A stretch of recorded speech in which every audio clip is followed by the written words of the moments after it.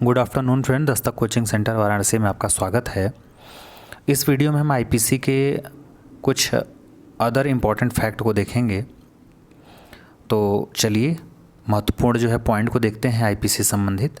तो जैसे इसमें है कि किसी व्यक्ति को अगर आश्रय, भोजन, पेय, धन, वस्त्र, आयुध या फिर गोला बारूद या प्रहरण के साधन आदि देना सम्मिलित है तो धारा 52 के संश्रय में क में, ठीक है। कारावास के दंडावेश की अधिकतम अवधि होती है 14 वर्ष तक। हिंदू दंड विधि का महत्वपूर्ण ग्रंथ मनुस्मृति के रचयिता कौन है? तो मनु है। नेक्स्ट है कि भारत में जो प्रथम विधि आयोग के अध्यक्ष थे, क्योंकि इन्हीं के अनुशंसा पे 1860 में जो है आईपीसी बना था, तो लॉर्ड मैकाले हैं। कौन है? Lord Macaulay. भारतीय दंड संहिता के प्रारूप को प्रथम विधि आयोग के द्वारा तैयार किया गया था। इस आयोग के सदस्य कौन थे? तो 4 सदस्य थे। लॉर्ड मैकाले अध्यक्ष थे, मैकलियोड थे, एंडरसन थे और मिलेर थे। नेक्स्ट है कि दंडादेश की भिन्नों की गणना करने में आजीवन कारावास को गिना जाता है, तो 20 वर्ष के तुल्य। किसके? 20 वर्ष के तुल्य। नेक्स्ट है कि वह राशि अभिव्यक्त नहीं है जितना तक जुर्माना हो सकता है। वहाँ अपराधी जिस रकम के जुर्माने का दायी है वह क्या है? तो असीमित होगी परंतु अत्यधिक नहीं होगी। तो जम्मू कश्मीर राज्य में लागू होती है तो रणवीर दंड संहिता। हालांकि अब यहाँ पे जो है आईपीसी क्या होगी? अब लागू होगी, क्योंकि 370 हट चुका है। नेक्स्ट है कि अपराध एक ऐसा कृत्य है जो विधि निषिद्ध तथा समाज के नैतिक मनोभावों के प्रतिकूल और दोनों होता है। यह कथन किसका है?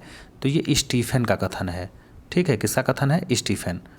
अपराध के आवश्यक तत्व, मोस्ट इंपॉर्टेंट है कई बार कि अपराध के लिए उसके तत्व क्या होते हैं।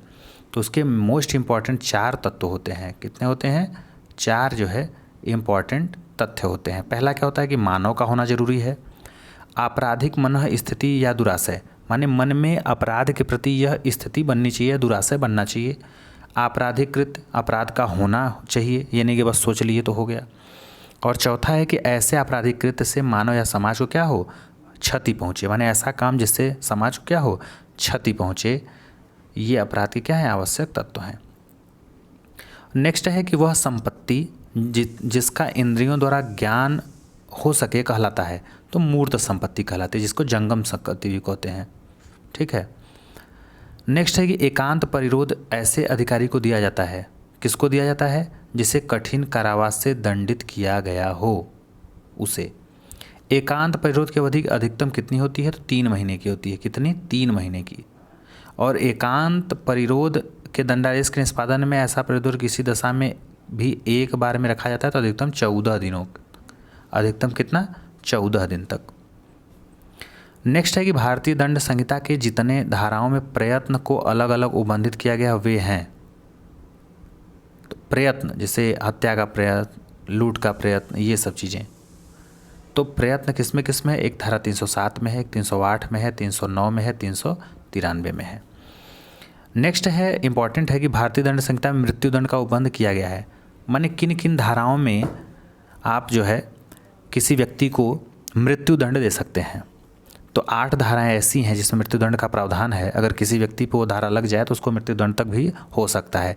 तो एक है धारा 121, एक है धारा 132, एक है धारा 194, एक है धारा 302, एक है धारा 305, एक है धारा 307, एक है धारा 364 का, एक है 396। कहने का मतलब जैसे किसी पे आप हत्या का जो है प्रयास कर रहे हैं ये, या फिर एक है आपका जो है ये 302 देखिए हत्या के लिए है, 307 जिसके बलात्कार के लिए है, बलात्सम के लिए है। तो ऐसे ऐसी जो है 8 कुल धाराएं हैं जो कि क्या है, जिसमें आप किसी व्यक्ति को मृत्युदंड भी दे सकते हैं। नेक्स्ट है दंड के सिद्धांत। तो दंड के देखिए 5 सिद्धांत हैं कि दंड क्यों दिया जाता है। एक प्रतिकारी सिद्धांत है, एक निवारक सिद्धांत है, एक सुधारात्मक सिद्धांत है, एक भयोपकारी सिद्धांत है, एक पश्चाताप सिद्धांत है। माने अगर किसी व्यक्ति को जैसे 2 साल 4 साल के न्यायालय दंड देता है, इसलिए देता है ताकि एक चीज़ें तो ये होती है कि समाज में एक जो है मैसेज जाए, ताकि लोग भय की स्थिति में रहे कि अगर हम ये काम करेंगे तो हमको दंड मिलेगा। तो ये है। पश्चाताप है कि आदमी अपने आप को समझे कि हम झूठा ही ये काम किए, 3 साल के लिए हमको जेल हो गया, पश्चाताप करे, ये सब है। निवारक सिद्धांत है, सुधार हो उस व्यक्ति में, ये सब चीज़ें जो है आपके दंड के सिद्धांत हैं। नेक्स्ट है कि मैग्नाइट मैकनाटन का सिद्धांत किससे संबंधित है? तो ये धारा 84 संबंधित है, विकृत चित्त व्यक्ति के कार्य से। तो विकृत चित्त के व्यक्ति के कार्य के लिए जो है मैकनाटन का सिद्धांत है, धारा 84 में इसका जिक्र है। नेक्स्ट है कि अपराधी को अपनी सज़ा का कुछ भाग समाप्त कर या काट लेने के बाद उसे जेल से सशर्त मुक्ति दे दी जाती है, उसे क्या कहते हैं? पेरोल।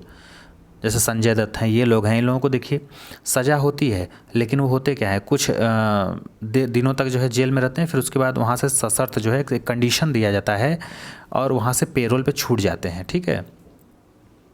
नेक्स्ट है कि अपराधी के साथ सहानुभूति रखते हुए सजा न देकर सुधारात्मक उपचार दिया जाता है, उसे क्या कहा जाता है? परिवीक्षा।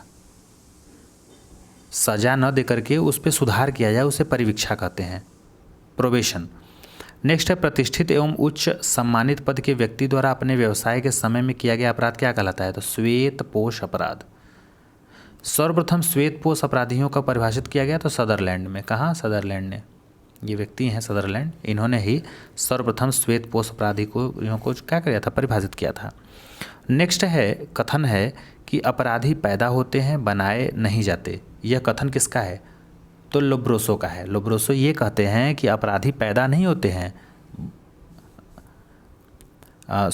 अपराधी पैदा होते हैं, बनाए नहीं जाते। देखिए नेक्स्ट है एक अपवाद है कि भारतीय दंड संहिता के अंतर्गत सामान्यतः तैयारी को दंडनीय नहीं बनाया गया है।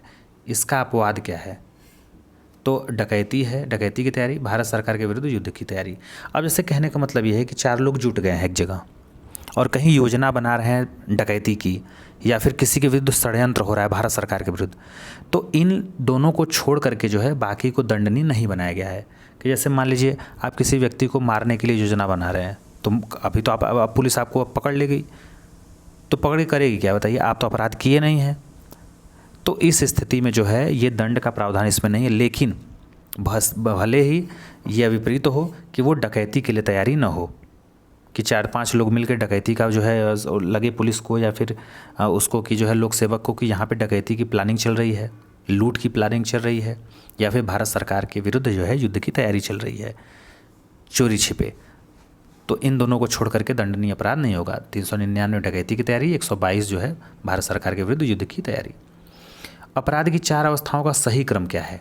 अगर कोई अपराध हो रहा है तो उसका सही क्रम क्या होगा? तो पहला होगा कि उस आशय होगा, कुछ सोच के करेगा आदमी, फिर उसके लिए तैयारी करेगा, फिर प्रयत्न करेगा, और जब प्रयत्न करेगा उसका परिणाम। जैसे अगर कहीं चोरी करना है तो पहले आदमी के दिमाग में वो चीज़ें आएंगी कुछ सोच के, फिर उसके लिए तैयारी करेगा, फिर उसके लिए वो चोरी करने वाले स्थान पे जाएगा, वहाँ पे चोरी वोरी करेगा और उसका कुछ परिणाम होगा। नेक्स्ट है अपूर्ण अपराध निम्नलिखित है। अपूर्ण माने दुष्प्रेरण, षड्यंत्र, प्रयत्न।